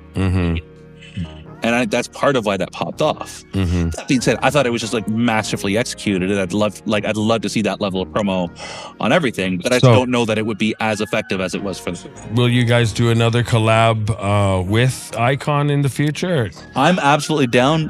We've been sharing some ideas with Riley, so I'm hoping one of them comes to fruition. Shout out to Icon Hip Hop. Absolutely, shout out to Icon Hip Hop. Check out the ciphers. Every Friday where are they at again now? 280 Kiefer. 280 Kiefer, that was the address. I forgot the address, but I got you guys. I got you. But yeah, no, check out the Icon ciphers. But yeah, I'd absolutely love to do another collab event, and I've got some ideas for that I don't want to announce anything, but I've got some what I think are very cool ideas. Speaking of battle rappers, we should bring... Yes, we absolutely should. So right about now, we are going to bring the homie, Channel 5. He's going to sit here in my spot, and he's going to show you... He's going to take my spot. You can talk to he's... Okay, here we go. You don't want to give me I didn't know I was taking over the whole rest of the podcast. Oh, man. All right. I'm gonna pass this over, but let me do an intro for him real quick. Okay, here we go. This. About to join the podcast here. Very talented, up and coming talent. Huge history in the Nanaimo music scene. Came over here, part of Icon Hip Hop. Just a constant workhorse for the community, for the culture. Stepped into battle rap. Once again is getting crazy better every battle. Just came off a really dope matchup against Dan Madigan last week at I guess a week and a half ago now at Call Up Season 4, and he's on our upcoming April card, but we're not going to talk about his opponent yet. So if you're out there, he's not going to hear you, but give a warm round of applause for Channel 5. Channel 5. OG. You're an OG now, man. Freshest Facebook OG I've ever seen in my life. How are you, sir? I'm doing well. I got the did I pop that? I got the high school band in the background. Yeah, well, I brought them for your intro. Yeah, exactly. They're just playing my theme song. Yes, nice. Yeah, exactly. This is Channel Yeah. Yeah. This is that Channel 5 theme. It's very intimidating, man. It must send chills up your opponent's spines. It high key does sound like it could be a news intro at times. Yeah, exactly. Yeah. So, how you been, man? It's good to see you. I've been having a time, man.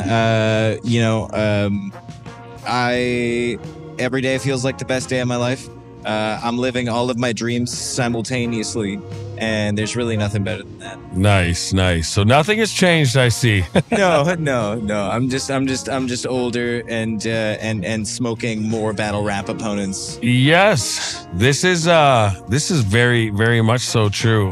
It's been a vibe to watch you, man. I remember, going back to the Cyphomatic days, obviously, when you're still a little wet behind the ears, and now see my boy come up now. Yeah. Look at him now. He's a big dog. Yeah, I've actually known Kava since I was like 19. I used to go to the Cyphomatic ciphers at the Harewood School in Nanaimo. And Shout out to the Stoop, R.I.P. Yeah, we used to get into scraps there. I remember Rev Ron would always want to battle everybody, and then we kind of get going. Teen Wolf would get into the battles. Yeah. You would get in on the battles. Yeah. We actually did. Kava bodied me in a battle once. It was crowd judged, but we didn't need the crowd to judge. It was freestyle with mics over beats, and I won the coin toss, and then it was like, well, do you want to go first? Do you want Kava to go first? And I was like, Kava can go first, and I think it was like the Chronic or something like that, and I was like, fuck.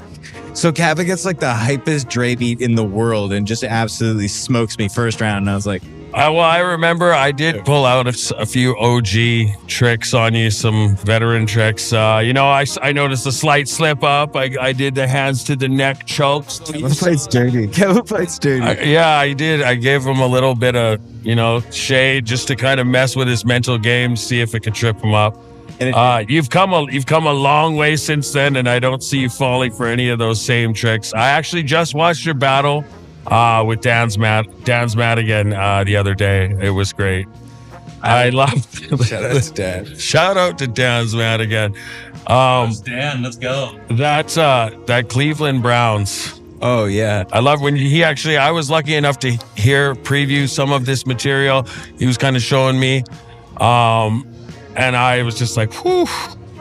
It was an angle nobody expected. Yeah, well, it was niche. I mean, like, nobody's expecting me to come in and talk football. I mean, shout out to my dad for raising me on football, and shout out to being from Saskatchewan for raising me on football. But Mike had told me maybe like late January, early February, something like that I was going to be battling Dan. Mm-hmm. And it was like maybe 2 weeks before NFL playoffs.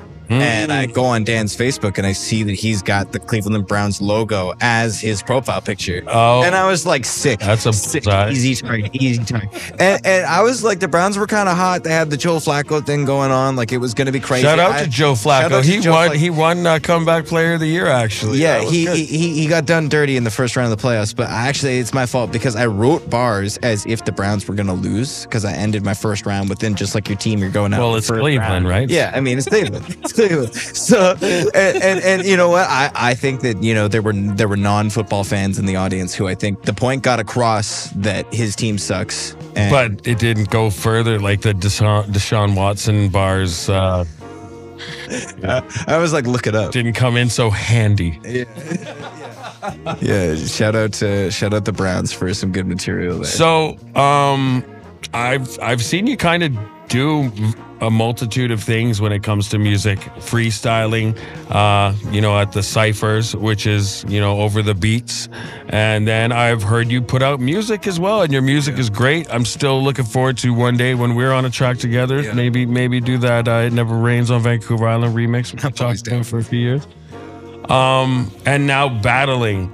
How has that evolution changed, like, as you've evolved as an artist? Does it change how you just look at life in general? Yeah, I mean, I would say that I'm much more of a street rapper than a studio rapper. Definitely. So the cipher is church. Like you're gonna find me at the cipher.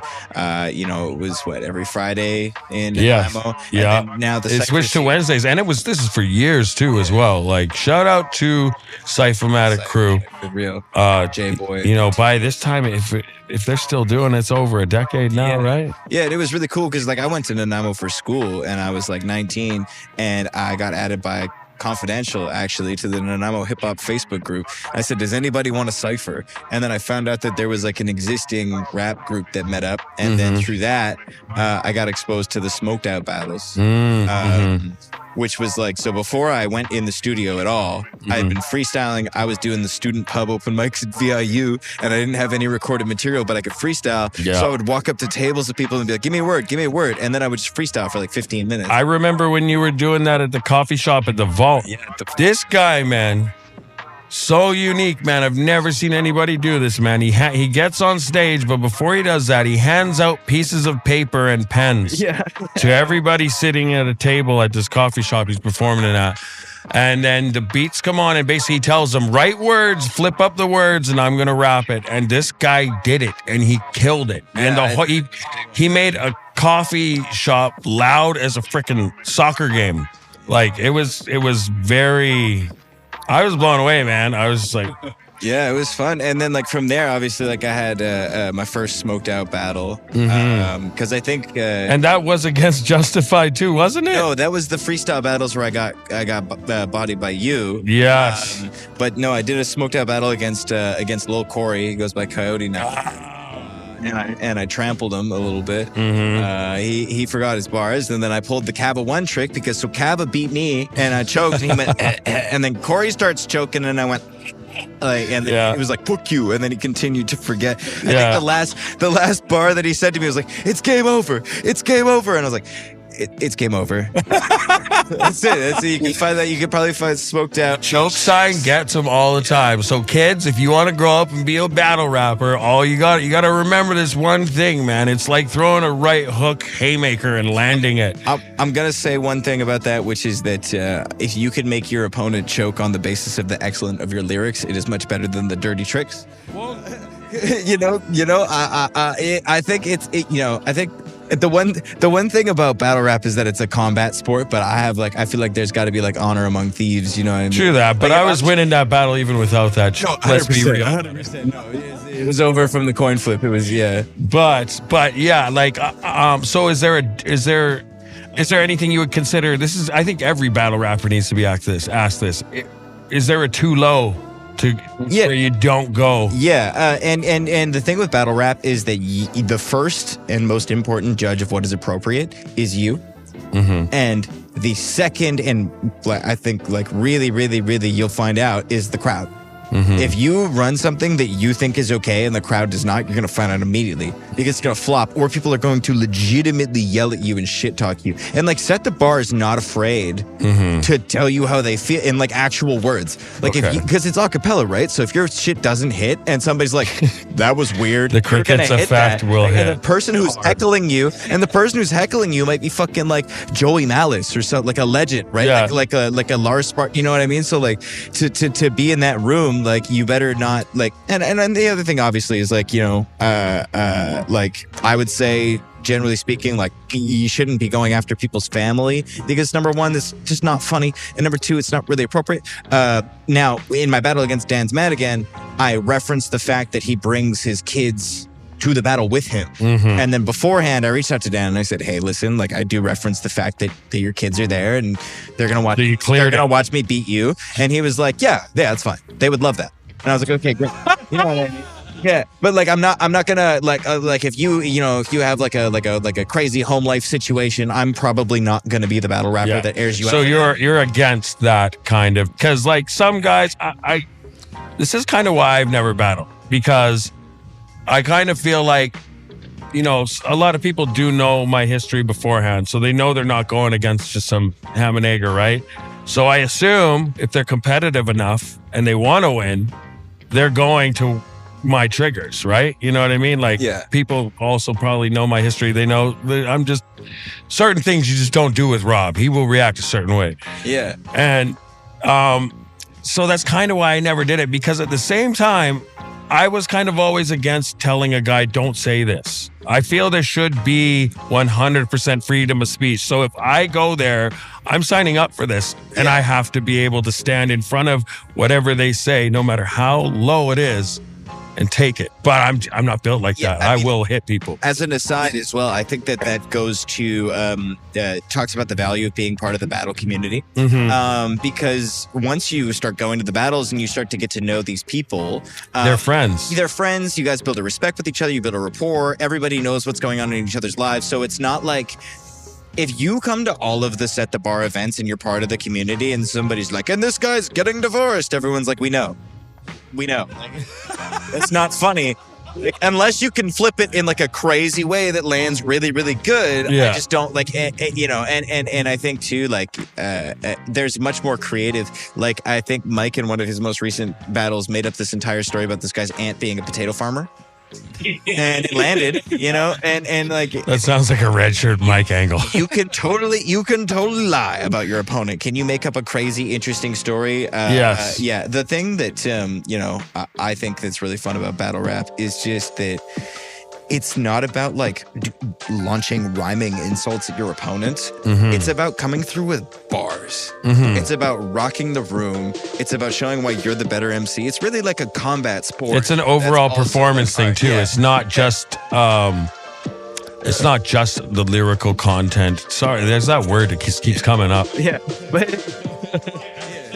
I'm throwing the word lyrical in your bowl. Okay, yeah. We got to take a drink every time somebody says lyrical. On the performance aspect, especially with it being a cappella, like if you're a louder person, you have a huge advantage. And one thing, unfortunately, Dan didn't get all of his bars out in his second and third round, but in the first round, he's yelling in my face. He's got props. He's throwing like fucking like a sleeping bag, and his kids are throwing change on the ground. He had a fake bag of cocaine that he waved in the air, and he's like screaming bars in my face that are funny. Like 18 props in the first. Yeah, which was a remarkable, like, to be on the receiving end of that. I was like, this rocks. He threw everything, including the kitchen sink at you. Yeah, literally. And if he had come through with the same energy in the second and third round and hit all of his marks and all of his cues and really like laid it out, I may not have been the victor of that battle. I mean, I feel like that's a hell of a compliment. I think that, obviously I beat Dan, and I think that if you go toe to toe with me again, Dan, if you'd like to, you'll lose again. But you definitely had the potential to win, and it on the strength of his performance and on the strength of his bars. Because I am a rapper who, I like to make my jokes, and I kind of like to be like the, like the nerdy guy who you don't think is gonna rap, and then I come through and fucking smoke you.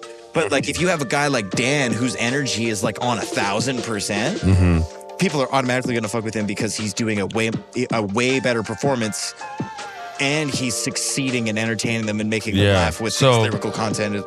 Your approach would be different based. Well, like, I guess it's kind of obvious based on the opponent.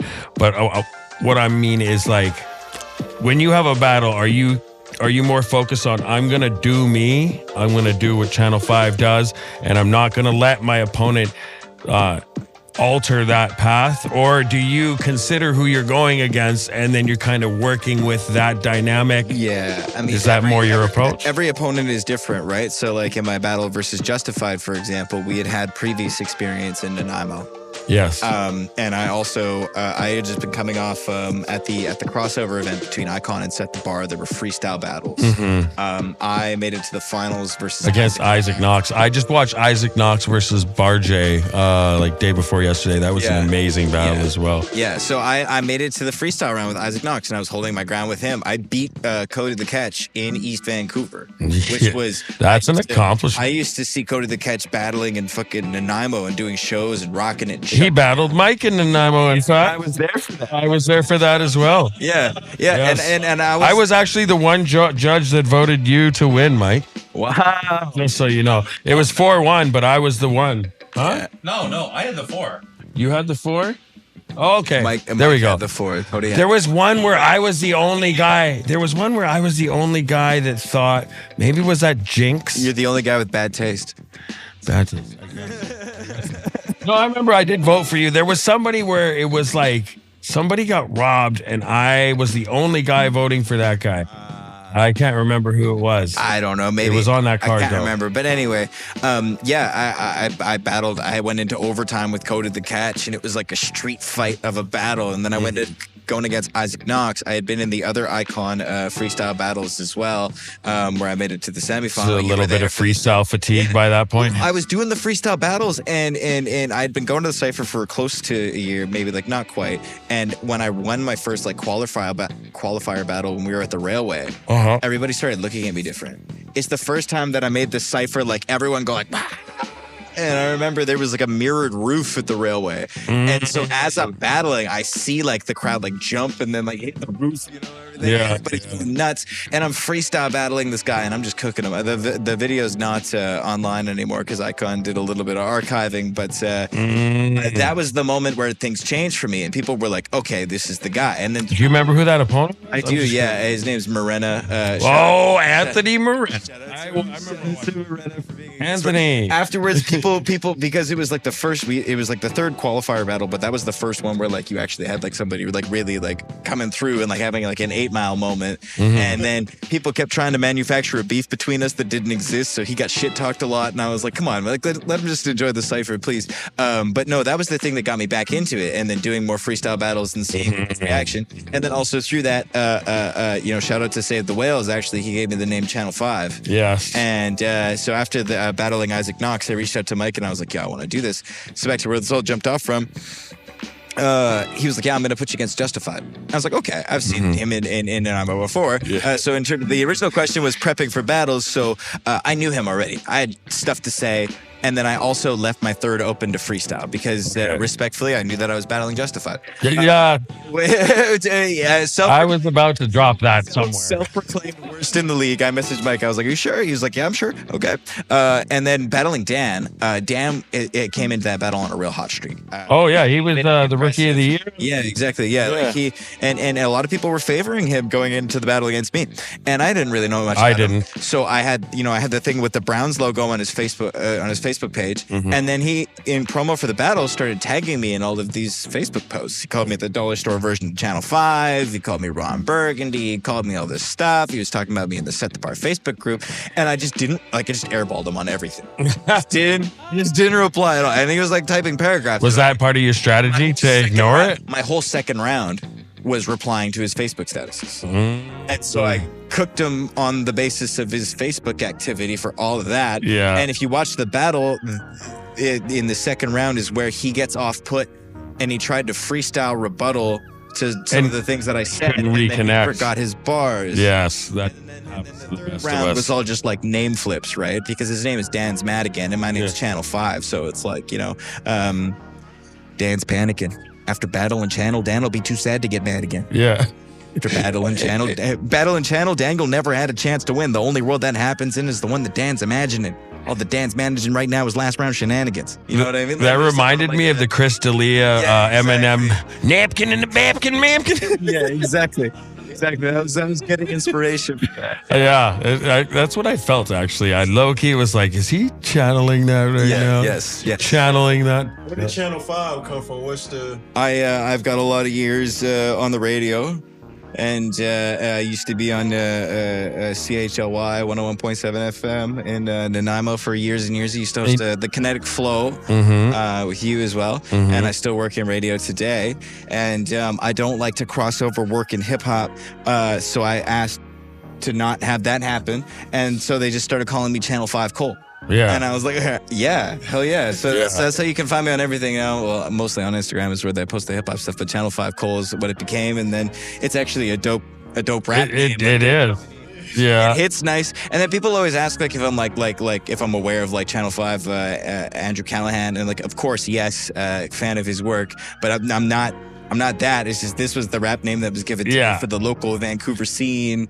And I like it. It's my original name was Shakes, which was given to me by some buddies of mine in high school, and then in Nanaimo I became Shakes the Prodigy because everybody was in their like mid to late 20s, early 30s, and I was like a 19-year-old kid just going to university in town. Well, and you were just an upstart out of nowhere. Nobody knew you. Just out of nowhere you came, and it didn't take you very long to get your feet underneath you, man. You know what I mean? Like, I had been freestyling, so in Kelowna, like the thing to do is like go up to lookouts and hang out. So I'd been freestyling like bars in the car, and then I started freestyling at parties. And then by the time that I came out to Nanaimo, I had already been rapping like pretty solid like every day for like a year and a half, 2 years. And I had rapped at parties, and I had that feedback and that like confidence building, which gave me the ability to show up to the Cypher like by myself and like make a community out there. And then when I came out here in 2021. It was COVID happening, and then right as soon as they lifted the mask stuff and the Vax card and everything, events were back on, and I heard about this cipher that was going on through actually John Zader, who used to host the Kinetic Flow in Nanaimo. yeah. Do you know of any ciphers happening? And he was like, yes, it's this place called the Motten on Powell Street. Shout out to the Motten, shout out to Austin for hosting the ciphers forever until it burned down. But yeah, I walked into this room, and so I had done like the whole pandemic, nothing. Like I had been following all the rules. I hadn't been going to events. I've been socially So you're like rusty a little bit. by myself. And I walk into this smoke-filled comedy club full of graffiti in the downtown east side, and there are just rappers spitting bars. And I was like, okay, I didn't even take my jacket off. I just grabbed the mic immediately. I was like, we're back, Yeah. And then I just kept coming and kept coming and kept coming. And then I took a little bit of a break, and then the Mountain burned down. There was a fire in the back of the building where I think started coming to Icon shortly after that, because that's when it moved to Holy Chow, right? Yeah. Well, that summer, I think we did, in August, we did a show at Victory Square Plaza. We did a fundraiser because above the old Mountain was an SRO.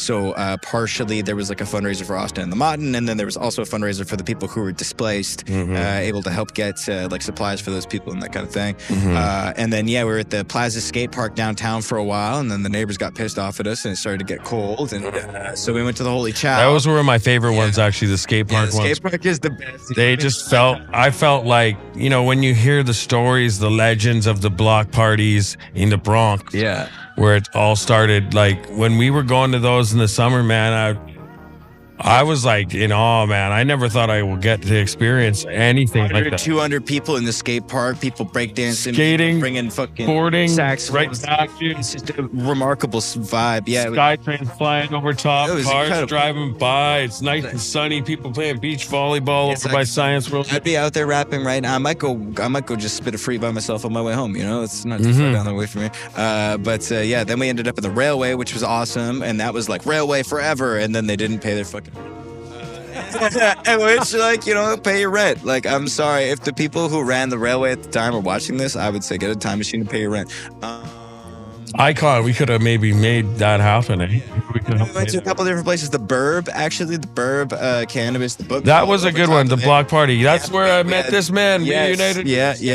MC Ski came through for the block party. Yeah. The Burb was awesome. We were there all summer long. And then come about November, Ghetto Fab wanted to change up what we were doing, and we did. We were going to do monthly shows, and it was going to be at the Vaults. And then the Vault fell through. Yeah, and then that fell through, and then so we kind of went dormant for a little bit through December and January, and then now we're at Santana's. And the cool thing about Santana's 280 Kiefer in Chinatown is it feels like every spot that the Cypher has been in. It does. All in one area. And it feels like the skate park. It feels like the Mountain. It feels like the Railway. And way cheaper drinks.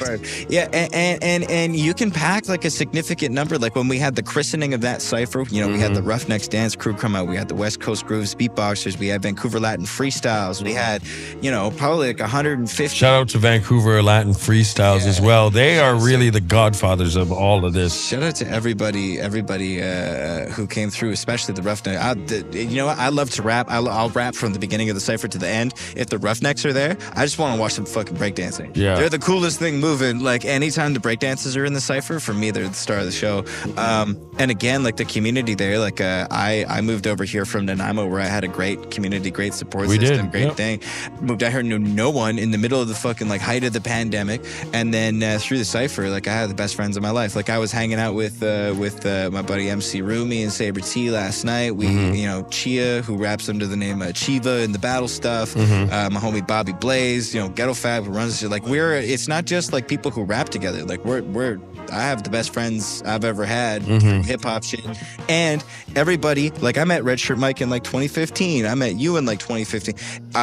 Everybody that I met and connected with in Nanaimo is still a homie, and some of you guys are here. Yeah. You know, like it's like that's the cool thing with hip hop is like you make at least in my experience, I've made some of the best friends of my life, and they never go away. Same. And they never ever go away. And then you get to see, you know, who's doing what, who's putting out, like you're putting out new music, you know, and I remember like when you were doing like crazy shows in Nanaimo and all that kind of stuff, and hitting them with Hourglass and like all those tracks, you know what I mean? So it's really cool to be a part of this hip hop thing that's happening out here in BC, and to have done it in a couple of different locations, and to have been in it now for just about 10 years in like the organized kind of level. You know? Is there anything else that you want to evolve into with this music? Like, do you think, you know, with all of your experience, do you see yourself doing anything like film, like a documentary piece on battle rap or ciphers or anything? No, I don't want to. I mean, if like I was featured in the film,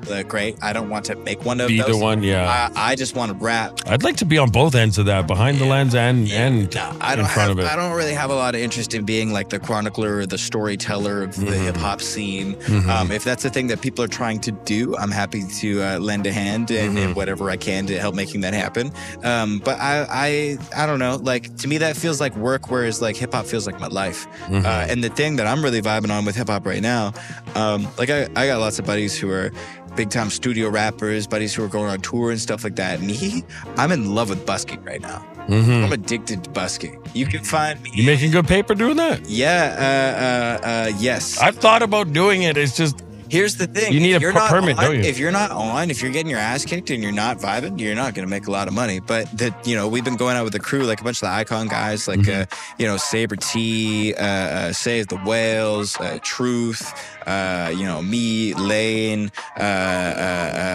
lots of homies, Cast One, Josie, of course. Shout out to Josie Raddick. That guy's the man. We put on a really dynamic street show outside the Granville Tobacconist most Friday and Saturday nights when the weather's nice. And we'll run it up, and people will hang out with us for hours, and they just vibe and they have a good time, and we rap. And then when people are kind of tired of hearing us rap, Josie will sing everything from like fucking Bob Marley to like Stand By Me to Sweet Caroline. Then we get back to rapping. And I think Josie's definitely a staple of that. Yeah, like in terms of the cash question though, like on Friday night, you know, we weren't hitting our marks. I left with about $20. And then Saturday night we crushed it, and I left with $150. Nice. So, you know, like if you rock and you're killing it and you're in sync with each other and you're doing hooks and you're doing songs that people know and you're really engaging and like you're keeping your bars kind of short and sweet, like 8 bars past 16 if you're going to the moon kind of thing. Yeah. You can run it up on the street, and people just want to see you land it, you know? They just want to see you do a kickflip in bar form, and they want to be included, right? Like if you walked up, I would be like, yeah, it's about time somebody walked up repping the South Side. Yeah, there you go. Then people are like, oh, he's freestyling. Yes. You know, so it really like connects with people, and you, just to see the smiles on people's faces, to watch people on the sidewalk on Granville Street, which these days, you know, it's a lot of under construction, a lot of people, not nice to walk down that block. To see people dancing, swinging, and spinning each other around, and laughing and hugging each other, and having a good time and vibing consistently every week. Yeah. It's a vibe. So dope. It's the dopest thing, and also like, I've never been paid to do a show. I mean, I won $50 in the battle against Dan. Shout out to Chia for putting money down on that. I've never been paid money to do a show, but every time I busk, I go home with money. There you go. Maybe I need to start getting into that. And the other thing is, like, if you got a routine and you got a crew, you can go anywhere in the world and set up on the corner. I mean, provided that you have the appropriate license and you don't upset the local bylaw enforcement, you're fine. You're fine, you know? Hell yeah. Well, that was our podcast, ladies and gentlemen. Thank you very much to our guest, Channel 5, and the man, Red Shirt Mike. Thanks, buddies. I kind of took over the second half here. It was unplanned. I was all over the first half. Yeah. While I have the promo ear, definitely come through to the Set the Bar Battles on April 27th. They're going to be at Bully Studios. I will in be US. there for sure. It's going to be an insane card. It's going to be awesome. I'm going to be there. You already heard the Coleslaw was going to be there. I won't tell you who else was going to be there. Otherwise, Redshirt Mike is going to beat me outside. And then also, come to the Icon Hip Hop Cyphers every Friday from 8 to midnight at 280 Kiefer Santana's in Chinatown. If you want to be a part of this hip hop thing, show up. That's my one piece of advice. Show up and you'll be part of the rap community. That is the homie, Channel 5. I am the homie, Kava 1. And these are the homies, MCK Ski and Red Shirt Mike. And the secret weapon, Rise Def Beats over there, our engineer. We love y'all. Thank you for continuing to follow us here at BTL Beyond the Lyrics. We love you, Van City and the world. Peace. There we go. Nice. Man, great show. I like the Yeah, show. yes. Oh, I kind of knew, I was gonna